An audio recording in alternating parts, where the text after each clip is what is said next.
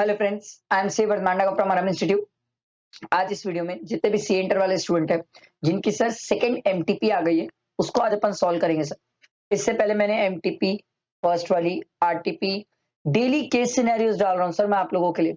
आपने अगर ध्यान नहीं दिया होगा तो जरूर देखना सर। इनकम टैक्स के मैं डाल रहा हूँ, जीएसटी के मैं डाल चुका हूँ सर। ठीक, रिविजन इनकम टैक्स जीएसटी का हो चुका है, मैराथन हो चुका है सर। ये एमटीपी बची है और अभी भी आगे डेली केस सिनेरियोज आएंगे सर।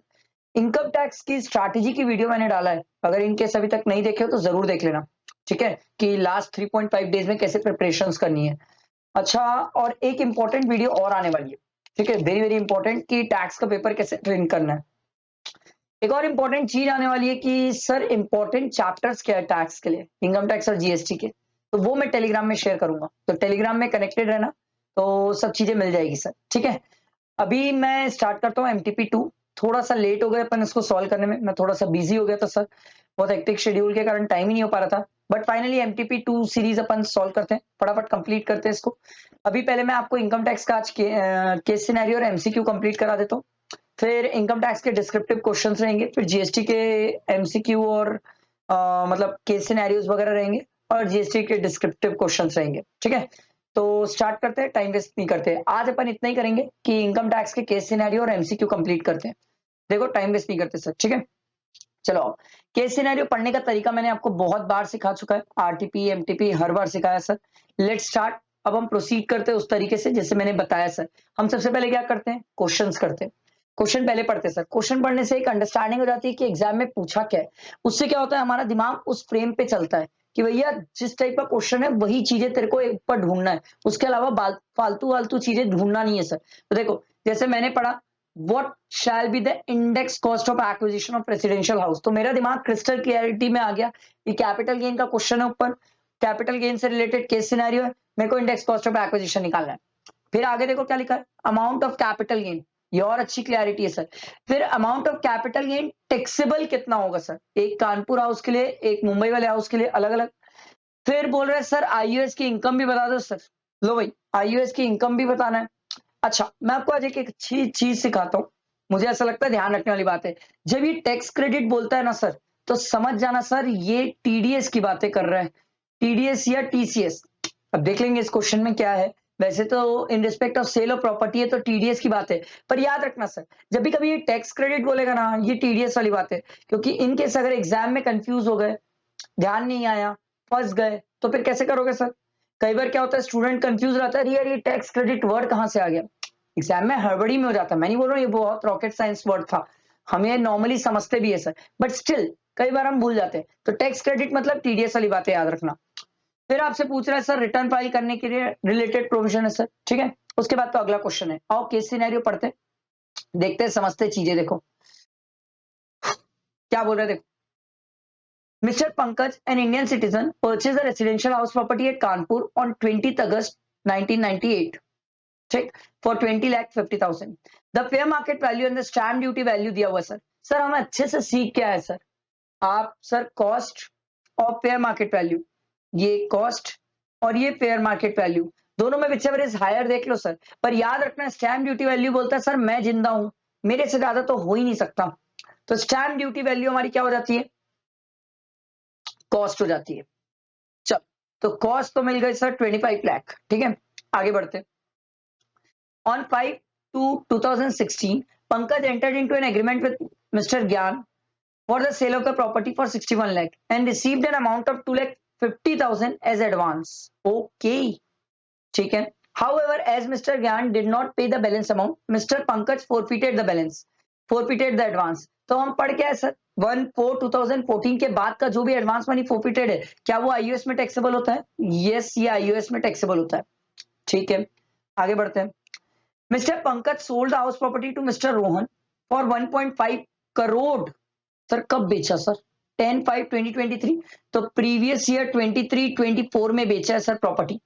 तो सिंपल सी बात है सर, क्या इंडेक्सेशन निकाल सकता हूं सर। हाँ सर, इतना तो कर ही सकते हैं sir. 25 lakh into 348 divided by 100 करते हैं sir. 25 lakh into 348 divided by 100, sir ये आ रहा है 87 लाख। ये आपकी इंडेक्स कॉस्ट ऑफ एक्विजिशन आ गई सर। तो हमसे पहला क्वेश्चन तो यही पूछा था ना sir, index cost of acquisition, ये बी। अब अमाउंट ऑफ कैपिटल गेन है और सर कैपिटल गेन के लिए हमें सेल कंसिडरेशन चाहिए।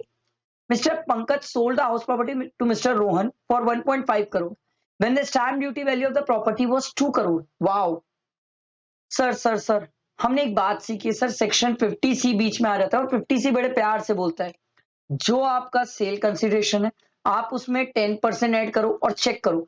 सेल कंसिडरेशन 1.5 करोड़, इसमें 10% ऐड किया तो ये आ गया 1.65 करोड़।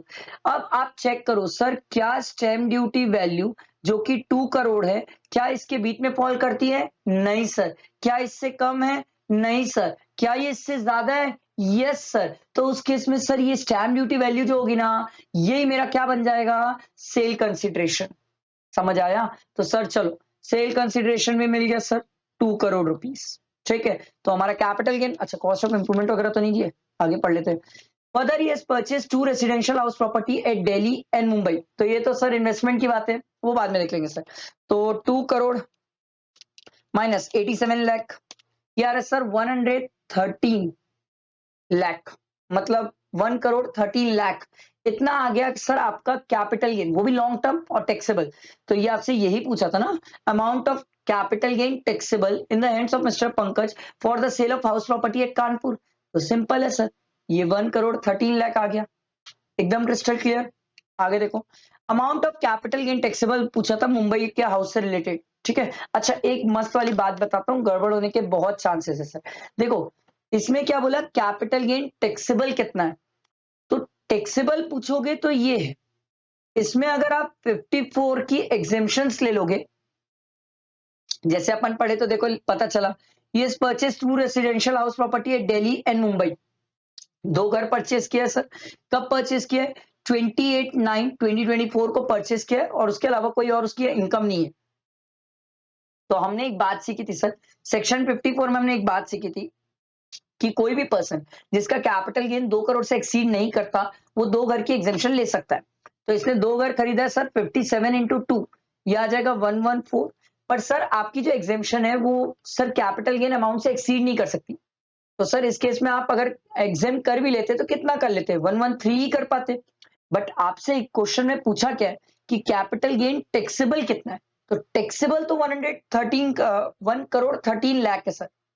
आई बात समझ? छोटा सा पॉइंट है, ध्यान रखने वाली बात है सर, छोटा सा पॉइंट ध्यान रखने वाली बात। ठीक है, उसके बाद देखो आगे बढ़ते हैं। On 31st January 2025, Mr. Pankaj decided to sell the house property at Mumbai to his brother, oh my God, Mr. Gaurav for 58 lakh, from whom 25,000 was received in cash on 15 January 2025 as advance. Cash में receive किया, ओहो sir, अगर cash में receive किया है advance तो हमने एक बात सीखी थी सर, डेट ऑफ रजिस्ट्री वाले दिन की जो स्टैम्प ड्यूटी वैल्यू रहती है ना सर, उसी से कंपेयर करेंगे सर। तो हमने बेचा कितने में सर? 58 लाख में। सर जिस दिन रजिस्ट्री हुई, आगे पढ़ते हैं सर। ठीक है, sale deed was registered on 30 March, 30 March को सेल डीड रजिस्टर हुई है सर। तो इस दिन की स्टैम्प ड्यूटी वैल्यू कितनी है सर? 64। सिंपल है सर, लिख के चेक कर लो, sale consideration plus 10% is equal to कितना होगा? सेल कंसिडरेशन 58 लाख प्लस 10% किया तो ये कितना हो जाएगा? 58 plus 10% 63.8। Sir stamp duty value कितनी है सर? स्टैम्प ड्यूटी वैल्यू 64 है। क्या ये इसके बीच में फॉल करती है? नहीं सर। क्या ये इससे ज्यादा है? Yes sir. तो क्या ये स्टैम्प ड्यूटी वैल्यू जो है यही मेरा सेल कंसिडरेशन भी हो जाएगा? यस। तो मुंबई वाला जो हाउस है उसका सेल कंसिडरेशन कितना हो गया? 64 लाख। समझ आया ना सर? मुंबई वाला जो घर है उसका सेल कंसिडरेशन कितना हो गया? 64 लाख। अब बात ध्यान देना सर, कहाँ गए हम?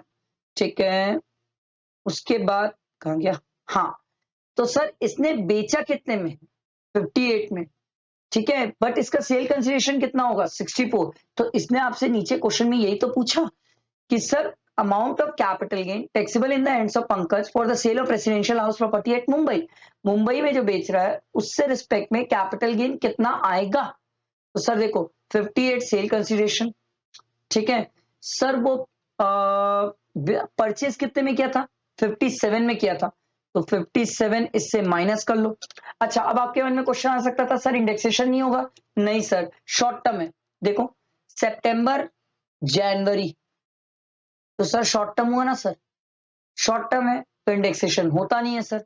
तो उस केस में क्या हो जाएगा, ये कितना आ जाएगा 64 माइनस 57, ये आ गया सर 7, ये 7 का आ गया आपका capital gain from the sale of Mumbai house. समझ आया?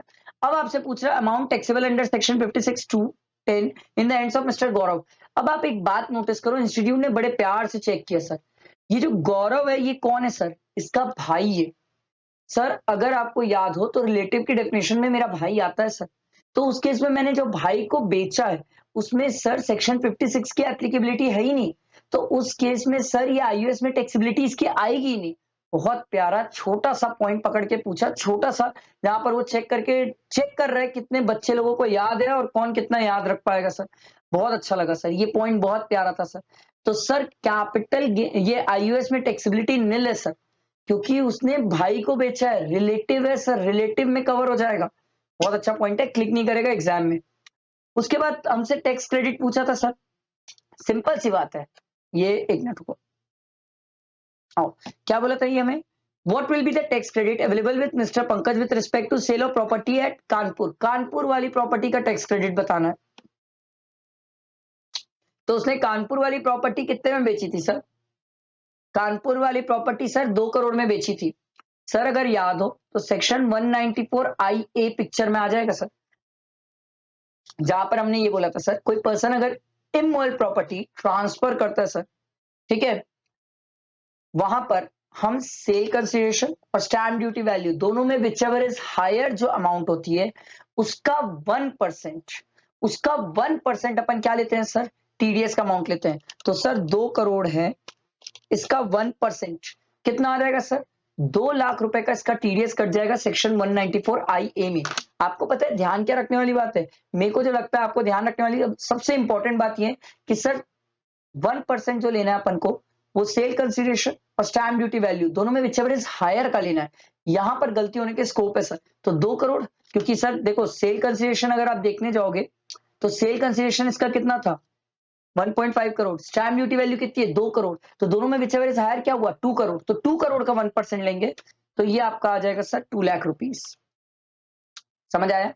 फिर बोला था is Pankaj required to file is return of income. अब देखो सर पंकज की इनकम कौन कौन सी हो रही है सर, आप देखो, क्या पंकज की ये शॉर्ट टर्म कैपिटल गेन की इनकम है सर, हाँ sir, short term capital gain की इनकम है सर, ये मुंबई वाले घर को बेच के, ठीक है। तो अगर ये शॉर्ट टर्म कैपिटल गेन की इनकम है मुंबई वाले घर को बेच के, तो क्या ये normal short term capital gain है, यस सर, ये normal short term capital gain है। और अगर normal short term capital gain है तो हमने एक बात सिंपल सी सीखी थी, एकदम सिंपल सी नॉर्मल बात सीखी थी सर, कि अगर नॉर्मल इनकम अगर आपकी बेसिक एग्जेम्पशन लिमिट से ज्यादा जाती है सर, तो उस केस में आपको रिटर्न फाइल करना पड़ेगा सर। तो देखो सर, क्या उसकी इनकम एक्सीड कर रही है बेसिक एग्जेम्पशन लिमिट से, यस सर। ये जो नॉर्मल वाला शॉर्ट टर्म कैपिटल गेन है ना सर, इसमें स्लैब लगता है, स्लैब, तो सर ये तो एक्सीड कर गया ना बेसिक एग्जेम्पशन लिमिट से, तो सर इस केस में इसको रिटर्न फाइल करना पड़ेगा सर। आई बात समझ, बैठा दिमाग में? ये था केस सिनेरियो जो मैंने आपको सॉल्व कराया, बहुत सिंपल। पर मैं आपको ये केस सिनेरियो के साथ साथ एक बहुत इंपॉर्टेंट बात बताना चाहता हूं, जो आपके लिए सुनना बहुत जरूरी है और ध्यान देना बहुत जरूरी है। सर इंस्टीट्यूट ने पहली एमटीपी निकाली जिसमें 2 अलग अलग केस सिनेरियो दिए, 3-3 क्वेश्चन के।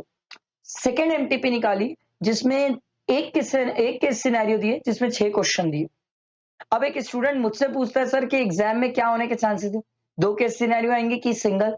सर टू बी फ्रैंक, मुझसे मैं तो आपको एकदम क्रिस्टल क्लियर बता रहा हूं, दोनों आने के चांसेस है। इंस्टीट्यूट क्या कर सकता है पता है, एक केस सिनेरियो 6 क्वेश्चन का, और या तो 2 अलग अलग केस सिनेरियो। इंस्टीट्यूट ने ना अपने लिए गेट ओपन कर दिया है, जहां पर वो स्टूडेंट को मेंटली प्रिपेयर करा रहे हैं कि वो 2 केस सिनेरियो के लिए भी जा सकता है और सिंगल केस सिनेरियो के लिए। आपको ये छोटी बात लगेगी, बट मेरे लिए तो, मेरे को ऐसा लगता है बहुत इंपॉर्टेंट बात जो एक स्टूडेंट को नॉलेज पे होना चाहिए सर। नहीं तो एग्जाम में अचानक से देखेगा वो हड़बड़ा ना जाए, अरे 2 केस सिनेरियो कैसे आ गया, अरे एक कैसे आ गया। हड़बड़ाना नहीं है, इंस्टीट्यूट दोनों में से कुछ भी कर सकती है सर, ठीक है। चलो आगे बढ़ते हैं सर, नेक्स्ट क्वेश्चन में ध्यान दो।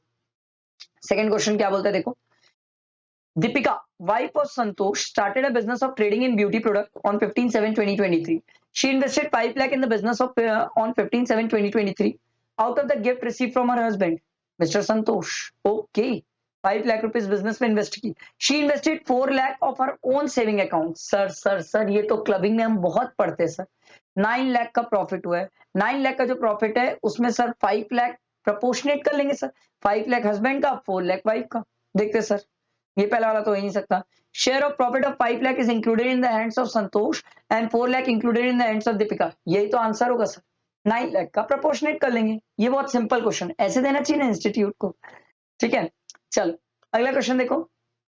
Mr. X, a resident, age 47 years, has a salary income of 7,25,000 and agriculture income of 1 lakh. Oh ho, ठीक है. For the previous year 23-24, compute his tax liability for the assessment year 24-25 if he is paying tax under default tax regime. लो, पूरी मेहनत करा दी sir 115 BSc की. आओ करते हैं.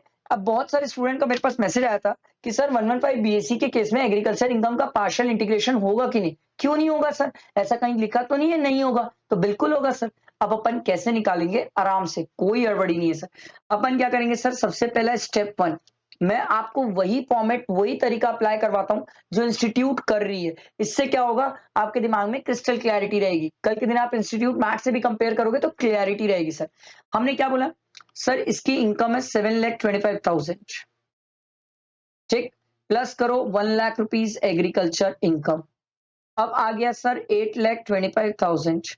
अब इस पे टैक्स निकालते सर. अब 115 BSc के हिसाब से टैक्स निकालना आई पर्सनली थिंक सबको आ रहा है सर, कि पहले 3 लाख पे नील. ठीक, बचा कितना? 525.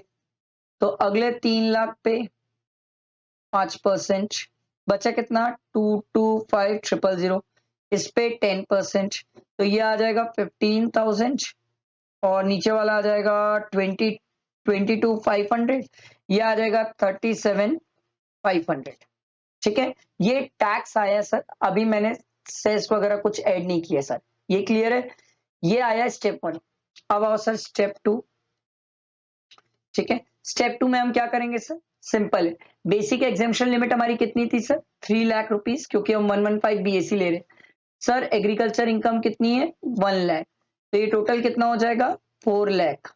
सर माइनस कर लेते हैं बेसिक एग्जेम्पशन लिमिट, क्योंकि हमें तो टैक्स निकालना है सर. तो 1 लाख रुपीस बचा सर. 1 लाख रुपीस पे 5% की तो कितना आ गया? 5,000. ये हर स्टूडेंट सीखा है सर. एग्रीकल्चर इनकम के क्वेश्चन निकालते टाइम यही सीखा है. स्टेप 3 यही लिख देता हूं, छोड़ो, क्योंकि स्टेप 3 छोटा है सर. स्टेप 3 क्या बोलता है सर? स्टेप 1 में जो आया है 1 माइनस 2 कर लो. तो सर 1 में आया है 37,500